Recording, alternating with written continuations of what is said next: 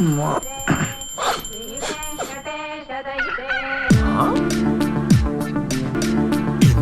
Bed കോഫിയോ? പേപ്പറുണ്ടല്ലോ. എന്റെ അനിയത്തിക്ക് എന്ത് പറ്റി? ഇങ്ങനെ എന്നോട് സ്നേഹം കാണിച്ചിട്ടില്ലല്ലോ. എന്തോ ഒരു പ്രശ്നമുണ്ട്.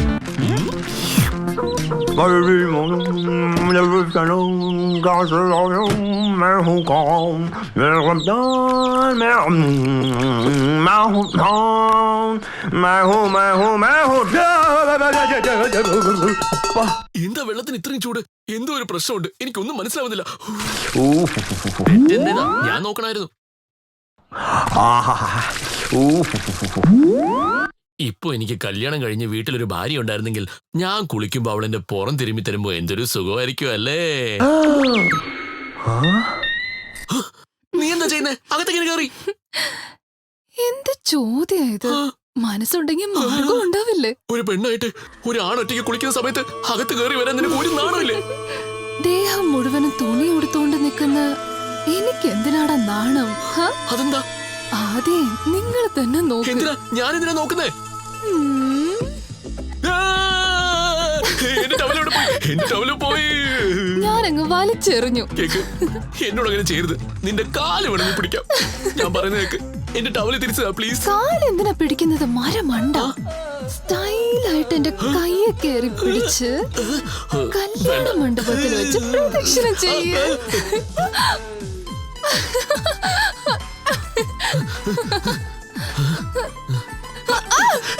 എന്താണ് ഇതിന്റെ പ്രശ്നം? ഈ ഐഡിയ കൊള്ളാലോ.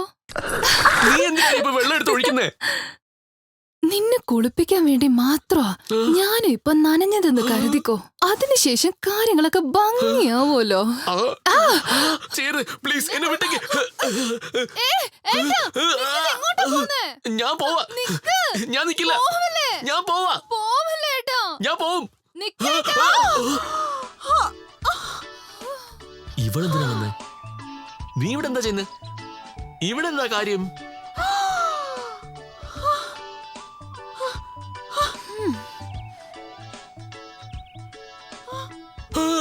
എന്നെ രക്ഷിക്ക്. ഏട്ടാ, എപ്പോ നോക്കിയാലും നിങ്ങൾക്ക് ഇത് തന്നെയാ പണി. അല്ലെങ്കിൽ ഈ ആണുങ്ങൾ എല്ലാവരും ഇങ്ങനെ തന്നെയാ. പകലാണോന്നും രാത്രിയാണോന്നും നോക്കില്ല. ബാത്റൂമും ബെഡ്റൂമും ഒരു സ്ഥലവും വിട്ടുവെക്കില്ല. എനിക്ക് നാണം വന്നിട്ട് വയ്യ. ബായ് ഏട്ടാ. Thank you. ആവശ്യമുള്ളപ്പോ ഒരു ടവൽ കിട്ടില്ല. എന്റെ ടവൽ എവിടെ? ആരെങ്കിലും ഒരു ടവൽ കൊണ്ടുവാ. എന്തിനാ അകത്ത് വന്നേ? എന്തിനാ ഇപ്പൊ അകത്തേക്ക് വന്നേ? ബാത്റൂം ബെഡ്റൂം ആക്കി മാറ്റിക്കോ. No objection. പക്ഷേ ആ പ്ലേസില് ഞാൻ ഉണ്ടാവണം. അല്ലെങ്കിലുണ്ടല്ലോ. അല്ലെങ്കിൽ വലിക്കാൻ പോവാണോ? ഏയ് അല്ല. ഞാൻ പിടിച്ച് വലിക്കുകയാണെങ്കിൽ നിനക്കൊരിക്കലും വേദനിക്കാൻ പാടില്ല.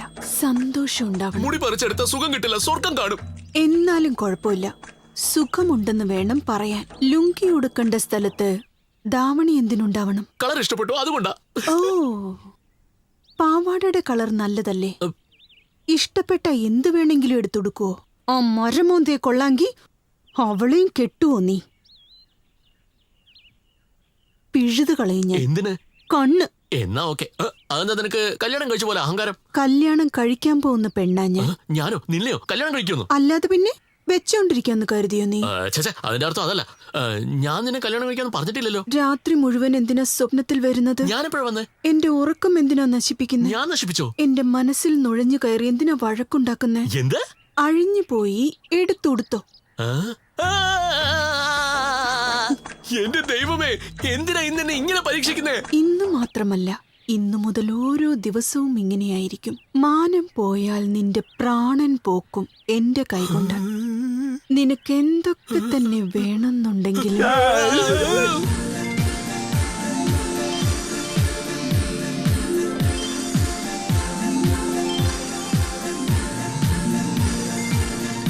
ഞാൻ തരാം. ഓക്കേ? ഇനി എവിടെയെങ്കിലും നിന്നെ അവളോടൊപ്പം ഞാൻ കണ്ടാലുണ്ടല്ലോ, ഇപ്പൊ ഒന്നേ തന്നിട്ടുള്ളൂ, പിന്നെ ഞാൻ പറയില്ല.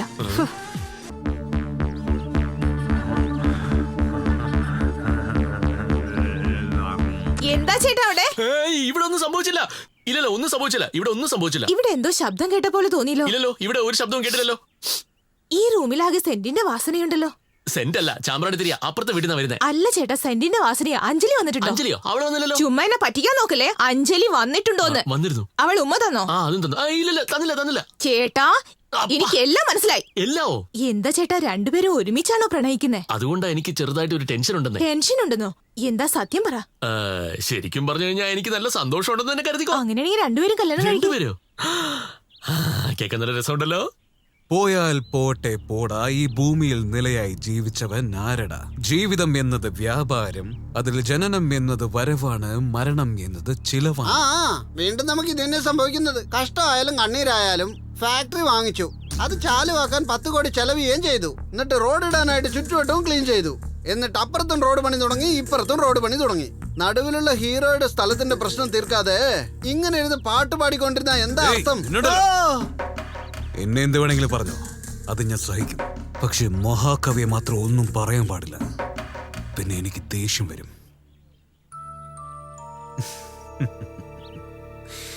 അദ്ദേഹത്തിന്റെ കവിതകൾ വായിച്ചാണ് ഞാൻ പാവപ്പെട്ടവരുടെ ബലം എന്താണ്, ബലഹീനം എന്താണെന്ന് പഠിച്ചെടുത്തത്. അവരുടെ ബലം എന്റെ ബുദ്ധി കൊണ്ടും അവരുടെ ബലഹീനം എന്റെ ബലം കൊണ്ട് ജയിച്ചു. ഞാനൊരു MLA ആയി. അടുത്ത 10 വർഷത്തിൽ ഞാൻ ചീഫ് മിനിസ്റ്റർ ആകും. അമ്മാവോയ്, നീ ഇങ്ങനെ സുഖിച്ചിരുന്ന് കവിതയൊക്കെ പറഞ്ഞിങ്ങനെ ഊഞ്ഞലാടിക്കൊണ്ടിങ്ങനെ ഇരുന്നോ? അവിടെ നമ്മുടെ മാനമര്യാദയൊക്കെ ഇങ്ങനെ കപ്പലേറി പോയിക്കൊണ്ടിരിക്ക. അമ്മാവാ, നമ്മുടെ അഞ്ജലി ആ ഹീറോന്റെ ഒപ്പം കറങ്ങി നടക്കാണ്. കറങ്ങി നടക്കുന്നു? കറങ്ങുന്നുണ്ടെന്ന് മാത്രമല്ല, അവനോട് മുടിഞ്ഞ പ്രേമമാണത്രേ. അവര് പ്രേമിക്കുന്നു? പ്രേമമാണോ എന്ന് ചോദിക്കല്ലേ. ഇനി അടുത്ത കല്യാണവും നടക്കും വേഗം തന്നെ. ആ, കല്യാണമോ? ഇപ്പോഴാടാ നീ ഒരു ശുഭവാർത്ത വന്ന് പറഞ്ഞത്. ഞാൻ നിനക്കൊരു സ്വീറ്റ് തരാണ്. ഇത് അന്യായാണോ അമ്മാവാ? അക്രമാണോ നിങ്ങൾ ഈ കാണിക്കുന്നത്? അഞ്ജലി എനിക്ക് കെട്ടിത്തരാന്ന് പറഞ്ഞിട്ട് ഇപ്പൊ നിങ്ങൾ എന്നെ പറ്റിക്കാൻ നോക്കുകയാണോ? എന്നെ നോക്കി പഠിച്ചെടുക്കടാ.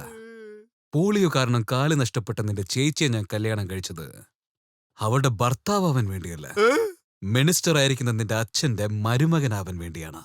ആ ബന്ധം നല്ലോണം ഉപയോഗിച്ച് CM ആകാനുള്ള പ്രയത്നത്തിലാടാ ഞാനുള്ളത്. ഒരു രാഷ്ട്രീയക്കാരൻ എന്ത് തന്നെ ചെയ്താലോ അതിന്റെ പിന്നിൽ വലിയൊരു കാരണമുണ്ടായിരിക്കും. ആ കാരണത്തിന് വേണ്ടി എന്ത് വേണമെങ്കിലും ചെയ്യാം. അഞ്ജലി, ചണ്ടിയെ കണ്ടിട്ടാണോ നീ വരുന്നത്? അറിഞ്ഞോണ്ട് ഇതിനെ ചോദിക്കുന്നേ? നീ അവനെ സ്നേഹിക്കുന്നുണ്ടല്ലേ? അതെ. കല്യാണം കഴിക്കാൻ താല്പര്യമുണ്ടോ?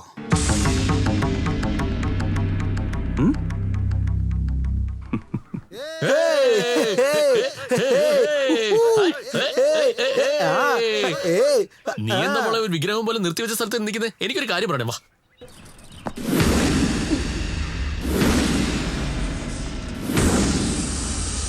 വാ ഹീറോ, മരുമകനെ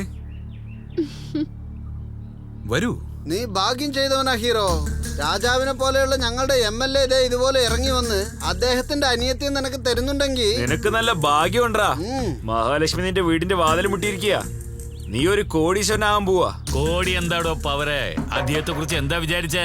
ഫ്യൂച്ചർ CM, ഭാവിയിലെ മുഖ്യമന്ത്രി. നീ അല്ലാതെ ഈ ലോകത്ത് മറ്റൊരു ജീവിതം ഇല്ലെന്ന് വാശി പിടിച്ചിരിക്കുക ഇവള്. അങ്ങനെ എന്തുകൊണ്ടാ നീ അവളോട് കാണിച്ചത്? അവക്ക് നിന്റെ ജീവനാണല്ലോ. അത് ഇദ്ദേഹത്തോട് ചോദിക്കേ. ഇദ്ദേഹം എത്ര വലിയൊരു മനുഷ്യനാ. നിങ്ങൾ ആരാ? ഇന്നൊരു MLA, നാളെ ഒരു മന്ത്രി, അത് കഴിഞ്ഞാ മുഖ്യമന്ത്രി. എന്ന് ഞാൻ ആരാ സാർ? എന്റെ എന്തുണ്ട്? നിങ്ങളെ പോലത്തെ ഒരാളുടെ അനിയത്തിയെ കല്യാണം കഴിക്കാൻ ഞാനെന്താ ഡോക്ടറാണോ? അതോ ആക്ടറോ? അതോ കളക്ടറോ? കുറഞ്ഞതൊരു ട്രാക്ടർ പോലും ഇല്ല എന്റെ കയ്യില്. ശരിക്കും എന്ത് കണ്ടിട്ടാ നിങ്ങളുടെ അനിയത്തിയെ എനിക്ക് കെട്ടിച്ചേരുന്നേ?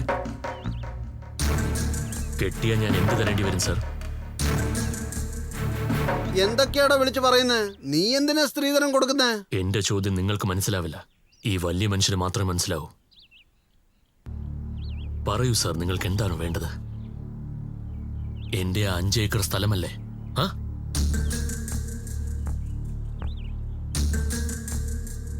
എന്റെ മുത്തശ്ശൻ കാലങ്ങൾക്ക് മുമ്പ് കെട്ടിയ ഈ വീടും ഗവൺമെന്റ് എന്റെ അച്ഛന് കൊടുത്ത 5 ഏക്കർ സ്ഥലവും അല്ലാതെ എന്റെ കയ്യിൽ വേറെ ഒന്നുമില്ല. എന്റെ അച്ഛന്റെ സമാധി അവിടെ ഉണ്ടെന്നുള്ള ഒരേ ഒരു സെന്റിമെന്റ് കാരണം എത്ര കാശ് കിട്ടിയാലും അത് വിൽക്കാൻ ഞാൻ തയ്യാറല്ല. കോടീശ്വരനത്ര കോടികളൊന്നും മതിയാവുന്നില്ലേ? ഇനിയും വേണോ? അതിനുവേണ്ടിയല്ലേ എന്റെ അനിയത്തെ കെട്ടിക്കാൻ ഒരാളെ അയച്ചത്. ഇന്ന് നിന്റെ സ്വന്തം അനിയത്തെ തരാൻ വേണ്ടി വന്നിരിക്കുക. ഇനി എങ്ങാനും ഞാൻ നിന്റെ അനിയത്തിയെ കല്യാണം കഴിക്കാതെ വെച്ചോണ്ടിരിക്കാൻ തീരുമാനിച്ച അതിന് നീ സമ്മതിക്കുമെന്ന് എനിക്കറിയാം. പോടാ. കണ്ടില്ലേ നിന്റെ ചേട്ടനെ? ചില കാരണങ്ങൾ കാരണം എനിക്ക് ചെറുപ്പം മുതലേ നിന്നെ ഇഷ്ടം. നീ ഇയാളുടെ കൂടെ ചേർന്ന് നാടകം കളിക്കാ.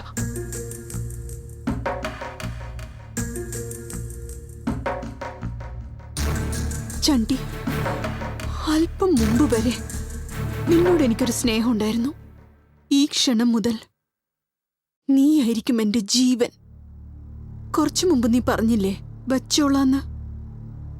ഈ വൃത്തികെട്ടവന് അനുജത്തെയായിരിക്കുന്നതിനേക്കാളും നല്ലത് നിന്നെ പോലൊരാൾക്ക് വെപ്പാട്ടിയായി ജീവിക്കാനാണ് ഞാൻ ആഗ്രഹിക്കുന്നത്.